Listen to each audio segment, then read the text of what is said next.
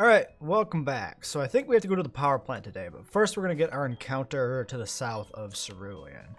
For the purpose of that, let's throw Executor here in the front, in case we need to get a sleep powder up on somebody.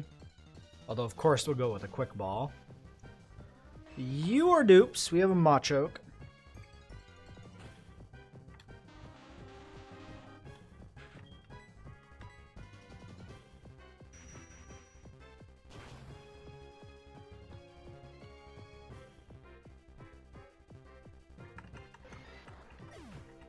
And I assume we can't go south from here, based upon what we saw north of Vermilion. Everything should be blocked. But we'll make sure. I'm assuming the power plant's where we want to go. Another Machop. I'm sure there's other stuff in this grass. The encounter tables are pretty wide in this game.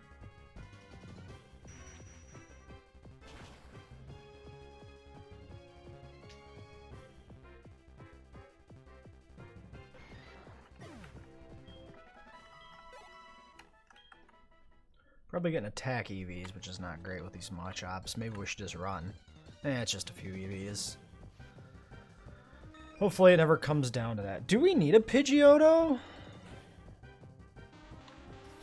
We do, don't we? We've never had one of these.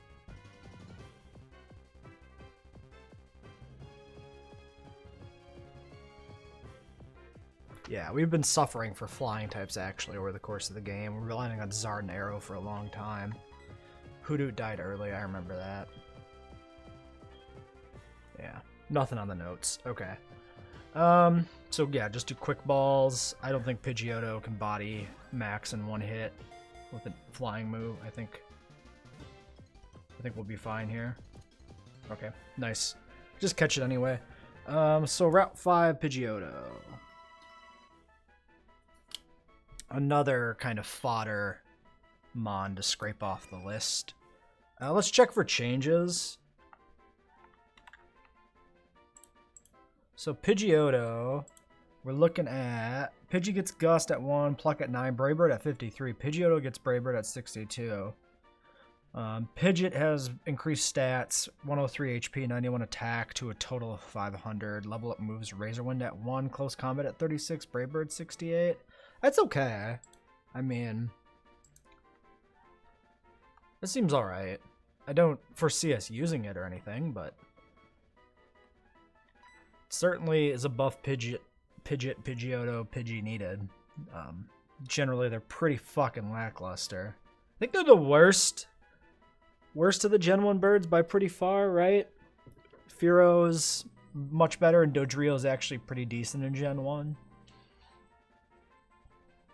You're a female. Where are we at for names? We did Pharaoh, we did Vasquez. Right.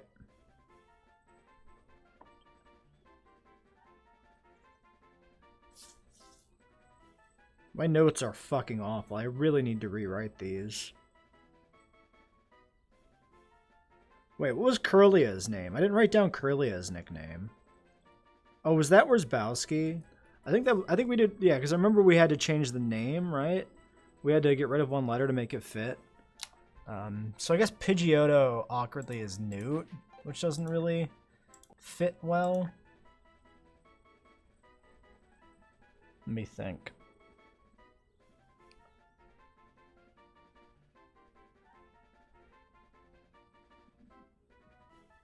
Yeah, because Clefairy was Dietrich. Okay. Sure. Let's go check out our Pidgeotto, assuming we can't actually progress on this route. We'll make sure. Actually, I should have Friar Tuck in the lead, shouldn't I? He needs a level before Arrow needs another level. And we can do an item check. Oh, there's, yeah, there could be some stuff in this house. Because this is where the daycare is in Gen 1, Gen 3. So we get a cleanse tag. Okay, just a cleanse tag, whatever, that's fine. Yeah, so that guy's gonna be blocking the path just like they were in Vermilion. But then he's not letting us through, okay.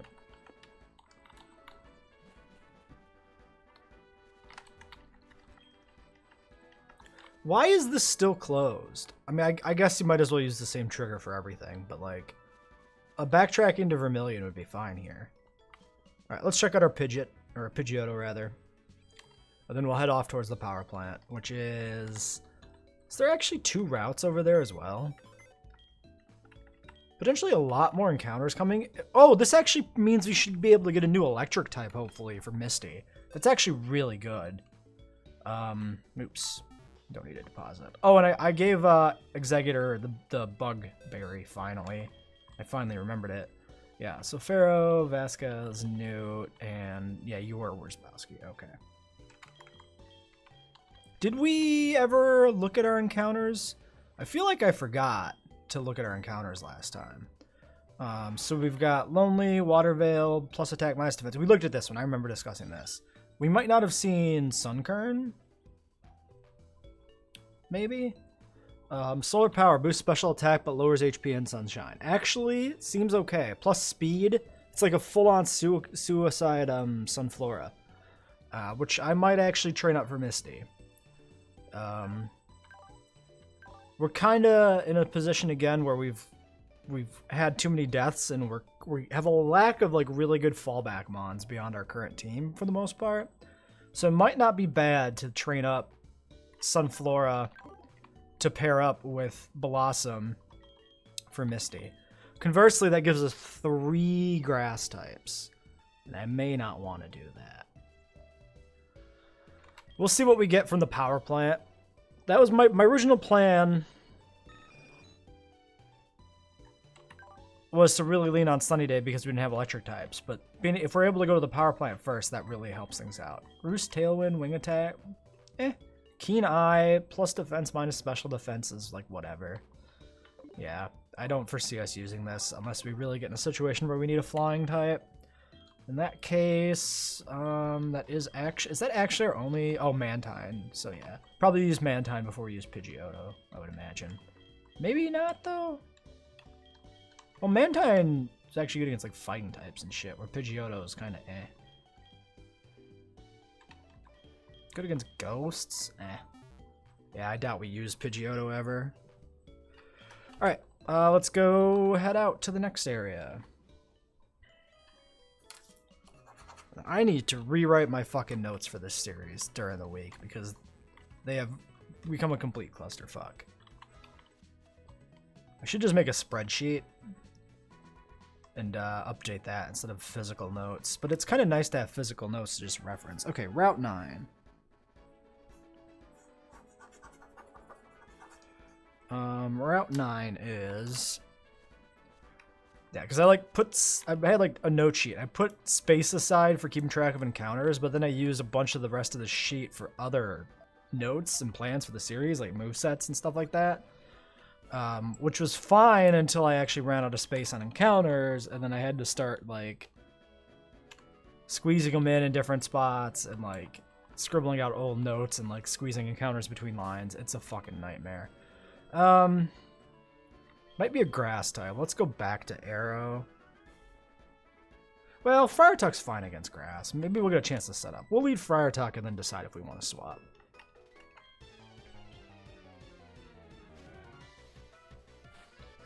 Depending on what the Picnicker has. Cherum.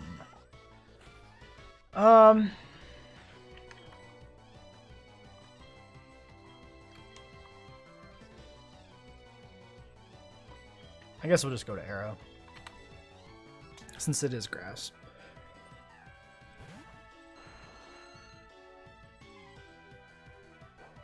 Takedown ain't gonna do shit. Alright, let's go for the Aerial Ace. My other consideration for Misty, what I was thinking about, is we can basically assume she has a Starmie in her team, right? Which is why we took Blossom over Vileplume. Probably a Staryu as well, because that's iconic. And then beyond that, like, what might she have? Like, Brock's team was not based much on, like, the anime or anything. He didn't have, like, a Vulpix, which was something we were accounting for possibly being there. So I think we can assume that Misty's not going to have... Manectric. Misty's not going to have... do we fight this as Nidoking? I think we can. I think this should be fine. He's a little underleveled, but it's not so bad. Anyway, yeah, so we can assume Misty probably doesn't have like a Togetic or anything from our anime teams. Roar. We'll go back to Nidoking. I don't want to fight this with something weak to it. I'd be willing to try and fight it with some of our other teammates, but not Snowball or Arrow. So, yeah. So then we don't know what Misty's going to have for us. Oh, that Manectric seems like it only has electric moves, judging by the fact that they withdrew. Interesting. And if there's another ice type, we've seen before that we're incredibly weak. Let's just go for a poison jab here. We're incredibly weak to ice. That won't be well, no, it'll still be true because we're just adding in grass types. It'll be less true if we get an electric type. But we might want to think about having a counter more for ice. Like an ice water type, like a Dugong or a Walrein. And that might actually be Machoke. That's the point I'm was getting to. Machoke might actually make a lot of sense. A lot of special attack IVs there. Or Eevee is not great. Alright, and just go for Earth Power. Parker's not locked into anything because he has XP share.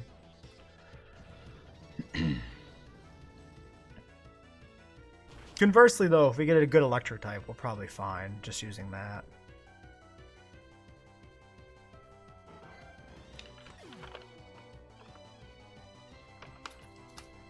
Without much of a concern.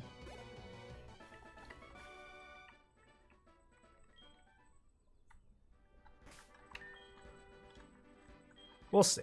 We'll see. We're still having counters, so we don't really need to finalize the team yet. It would be foolish to do so. I only ground up the Blossom because I fully didn't expect to go to the power plant first. 76 to 86. Yeah, we'll just give you an Oran Berry. We'll conserve a little bit.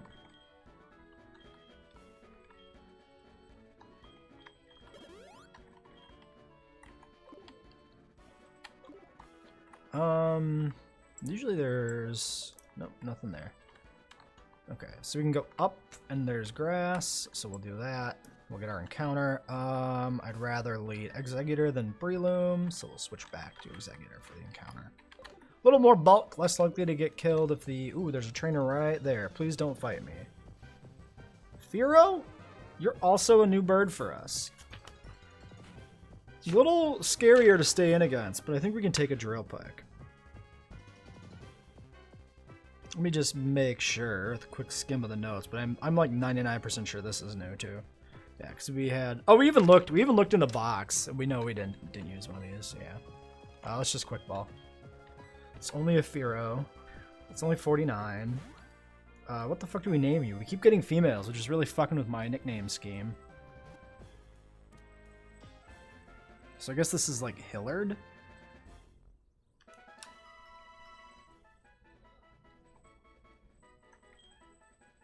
I'm gonna have to like pull up the fucking cast list for Alien Covenant when we get to that one. Don't know who the fuck anybody in that movie is. I don't even hate Alien Covenant with like the passion that other people do. I just don't care about it. I'm more offended by Prometheus. Just because of the aspects of lore that Prometheus undermines. Whereas Covenant is just like filler, so it doesn't really undermine previously established things. There's a little bit in there that I'm not going to get into, but it's not concrete in the context of the movie, so you can ignore it. I mean, there's literally official material that contradicts the movie too, regarding the origin of the xenomorphs in that movie. By official material, I mean like interviews or some behind-the-scenes shit or something. So like, in the context of the movie and canon, the exact nature of the events that happen in Alien Covenant are ambiguous, I think, personally.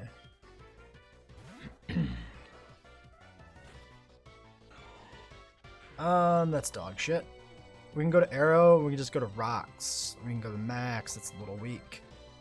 Yeah, we'll go to Arrow. We'll go for Rocks. Actually, we'll go for Rocks.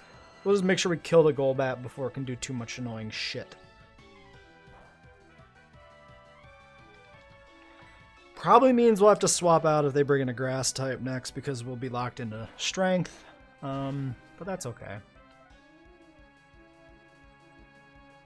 I don't want to get fucking hacked by this Golbat, so...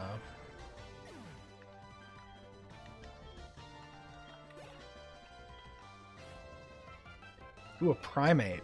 Ooh. You're a scary boy.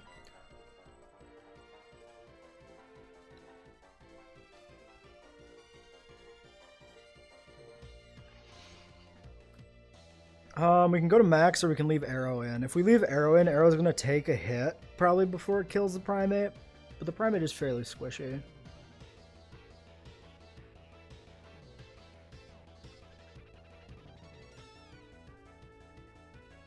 I think we swap. I don't think we risk Arrow here. Executor should be fine. Arrow's more likely to be needed on the third mod than Executor is too, I think. Swagger. Interesting.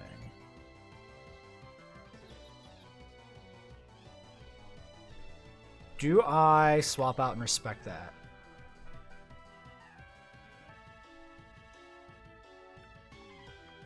I think so. Nidoking can take a hit here. Just to get Confusion reset. Okay, it's locked into Thrash. That changes things. That changes things immensely. Wow, that was almost lethal on a crit. I wasn't... Okay, to be fair, I was expecting a fighting move and not a normal type move. But now we can just bring back Arrow into Thrash and kill this with an Aerial Ace. So this is good. This is fine. Because we'll resist this because of the rock typing, which is good. See? Piece of cake. Nice and easy. Okay. That's fine. He'll die from the Aerial Ace here before he can do anything else to us. Primeape is made of glass, so... And now we're locked into Aerial Ace, which means if they bring in a bug, or a grass type, or a bug, either way, we'll have a good move to use on it. Although we're down a little bit on HP, which makes things a little risky. Umbreon. Umbreon? Why does the Picnicker have Umbreon? We'll just go Friar Tuck. I'm not too scared of the damage output of an Umbreon, so this seems fine. Yeah, Payback's not gonna do shit.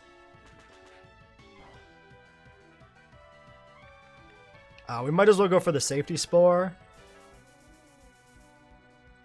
We don't lose anything by doing Spore. It just gives us a safety net of it potentially not waking up for a few turns, just in case we don't kill it. I imagine with its bulk we don't kill it in one hit. But I don't think... Like, I think in a stand-up fight where we don't use Spore, I think we win anyway. I'm not afraid of this. But we might as well just use Spore because it's not really a lost move, right? They always lose a turn. It's only good for us. Unless, of course, like last episode, we expect it to last for 2 turns and we're leaning into that. In which case, it's bad for us when Bulbapedia's wrong. But here, Friar Tuck is never going to die. Unless something really crazy happens. Because we have our flying double weakness patched up with a berry.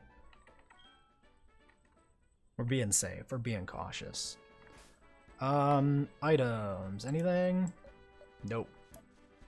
Speaking of flying double weakness, probably not good to have Breloom in the lead for the grass at all, just in case we run into a Fearow.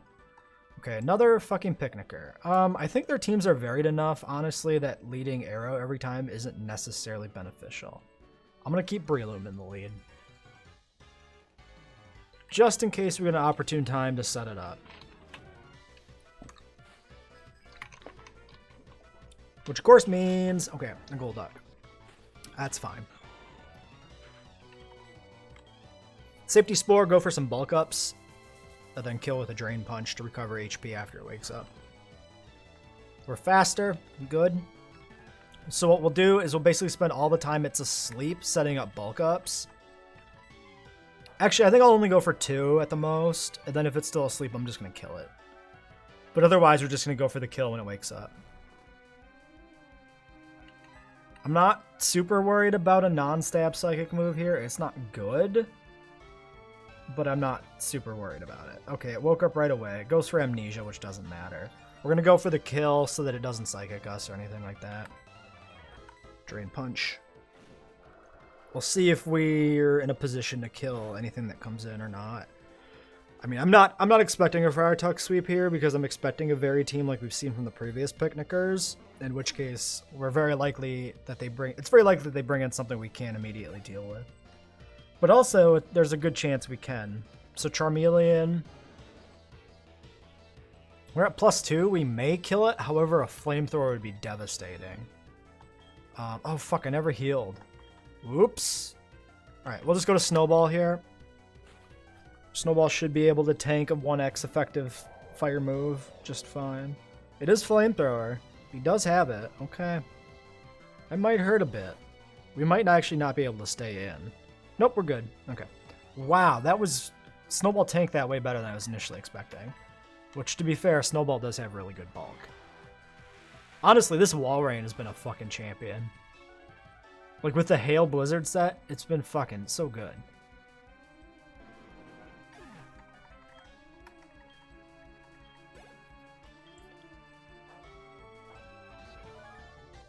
Like, Ice Body, Hail Blizzard, lefties.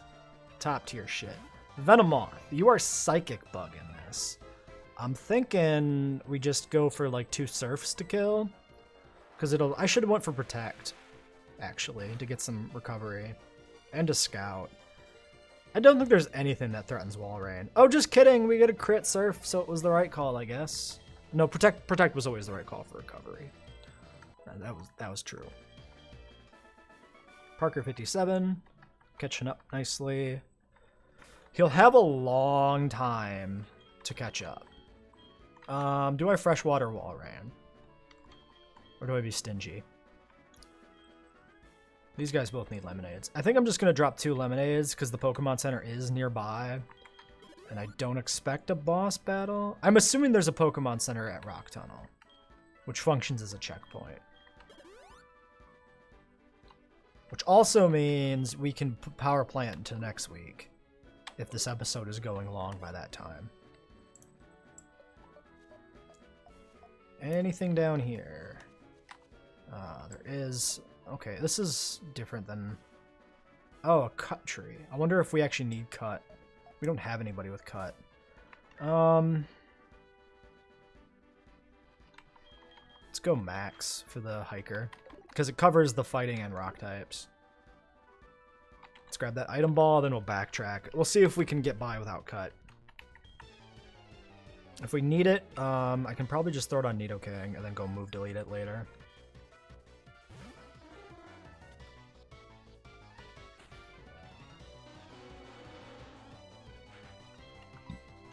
Now you may want to self-destruct, which is a problem. I don't know. We've seen it before, right? I think we did from a Pseudo-Widow. Okay, we kill it though. That's good. That's good. That's good. I feel like we've seen a Pseudo-Widow self-destruct. I just don't remember for sure. And a Dugtrio. That's fine. We'll kill it, but it might outspeed us. It will outspeed us. It will outspeed us. But, yeah. Not gonna do much to us. Accuracy drop could hax us. Should die. Pretty squishy. Alright. Nicely done, Max. Nice free battle. That's what I like to see. Gets Max to 61 probably here. Good as well. I think we're still getting Eevees on Max. So that's a decent spread. Looks like they're... This might be the first Executor I've ever actually, like, used. It's fucking nice. Full Restore is useful. I mean, we've got 30 or whatever, but it's a good fucking item overall. There's another hidden item above that cut tree somewhere, so hopefully we can get around that on the other side. Friar Tuck needs a level, so we'll put Friar Tuck back in the lead. Now we fought you, so we get to go back here. Another cut tree. All right. I'll teach it to Nidoking. That's fine. I'm not even sure I want Mega Horn on Nidoking because realistically we don't fight Psychic types with a Poison type, so Mega Horn might not actually be that useful. Like Grass types, if they're straight Grass, we can fight them with Poison anyway, so I don't think Mega Horn's that good for Nidoking. So if we miss it, whatever. I mean, Cut's obviously not any good either, because we're not going to fight Water types with a Ground type. But it's fine. We can also... Heart Scales are easy to farm because there's a fishing pool north of Goldenrod where you can fish up Love Discs consistently. And our Arbok learned Thief from a TM, which is what I've been using Arbok for, is just farming Heart Scales between episodes sometimes. So yeah, there's no real risk at... Can anybody learn U-Turn yet? I don't think anybody can learn this. I think I've checked before. Yeah, it'd be really nice to get that on somebody, but oh well. Alright. Honestly, it might be good to just leave Cut on Nidoking for a while. So, like, we're gonna need somebody with Cut. Light Clay, whatever. It's useful. It's got uses. We could make a screen setting up Mon someday if we felt like it was the thing to do. Okay, so there's definitely cut trees going on. So we came from down there, and then we have this direction. Okay, we definitely want to go up. Let's toss... Yeah, I'm going to toss Exeggutor in the lead again. I don't really like bringing in Friar Tuck against rock types because of self-destruct. He can't take it. It's too risky. A Magneton.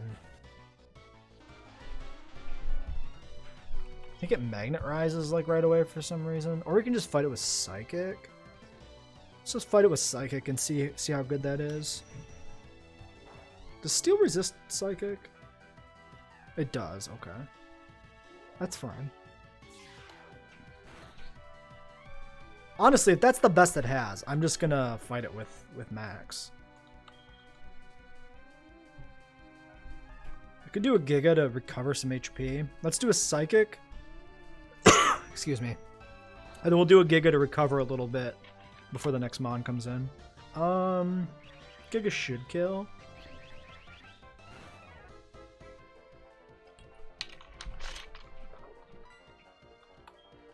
We can take one of those after Giga at least. Crit one. Probably take crit before Giga even, but we'll go for the recovery. Might matter.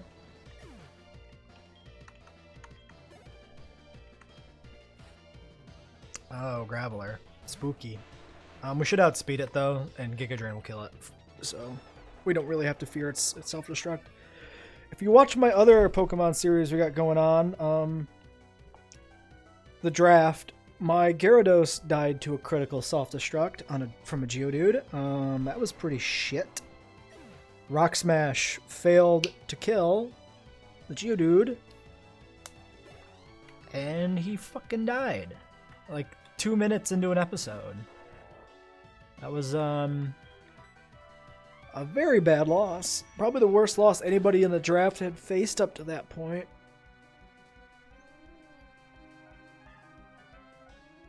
I also committed a valuable TM to the Gyarados to improve his survivability, and it didn't even make a difference because he got one shot by a critical.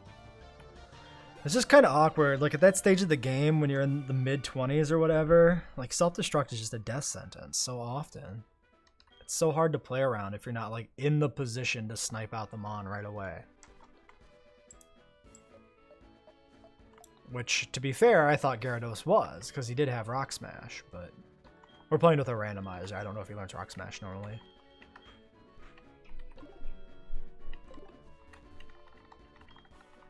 Alright, so grab an item ball over here, jump down.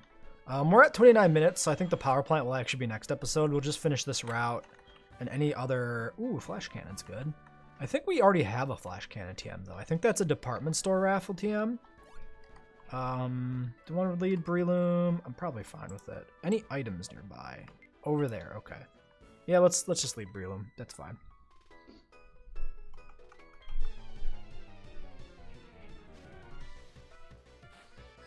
Yeah, so is there another... Let's, I'm going to pull up the walkthrough real quick and make sure there's no, like, boss battles coming up or anything. We're going towards the power plant. Wait, you go through Rock Tunnel to get to the power plant in base game? Route 10 north, Route 10 south.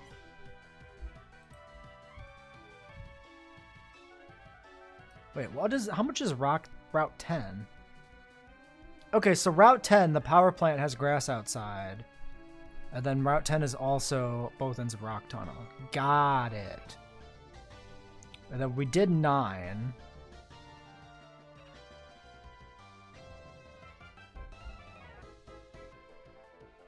Route 9 is 3 patches of grass. Okay. So we don't get a Route 9 encounter. Got it. Jumpluff. Flying type is scary.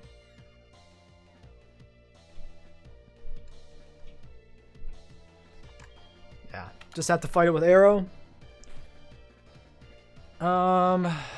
Grass flying. Does that patch up the rock weakness? I have to check. Aromatherapy. Is that evasiveness or stat changes or something? What does it even do? I'm not even going to look it up. We're just going to ignore it. Hey, internet, can you fucking... Why is this just a blank window, you fuck asses? Okay, there it is. There's Jumpluff. Thank you.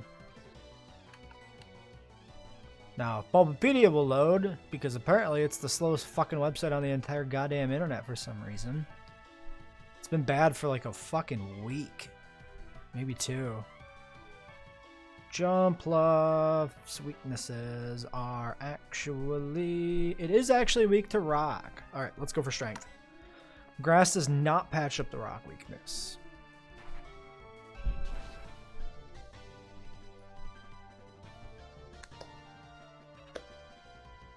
And it's dead. Maybe there's an argument to go for Aerial Ace in case it gets followed up by another grass type, but nope, Delcatty. I'm fine fighting this with Arrow. We got our highest damage move locked in, so this is good. This is perfectly fine. This is fairly likely to be a one-shot, right? Yep, because we're banded. Its base power is like, what, 70 or 75? I think it's 70. So stab and band and Aerodactyl's pretty good attack. So, all according to plan. Alright, so there's an item over here. Yep, this is still the same route. I wonder if this grass has different encounters. Is that a thing that happens in the Kanto games? Because I always feel like this was the grass that had like Voltorbs and shit. Is that true? Or am I fucking imagining it?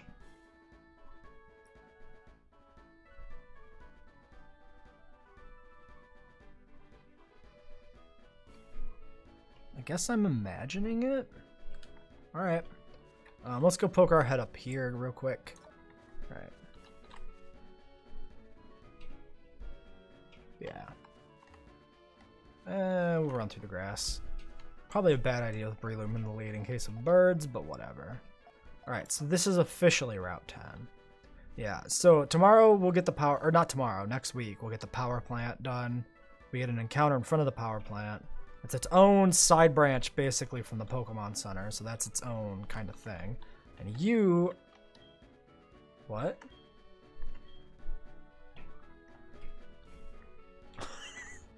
Okay, sure game. That's fine. Let's poke our head into the Pokemon Center, see if there's anything interesting in here. Well, my upstairs neighbor stomps around directly above me. Okay. Oh no, it must be a thief. So do we have to go to the power plant first, and then like the rocket shows up with the parts or whatever? Because I was reading that in Cerulean City that you get like parts from a rocket to prepare the power plant. So there might be like a fetch quest element to that, because you've already gone through Cerulean. But yeah, we'll leave this one here. Until next time.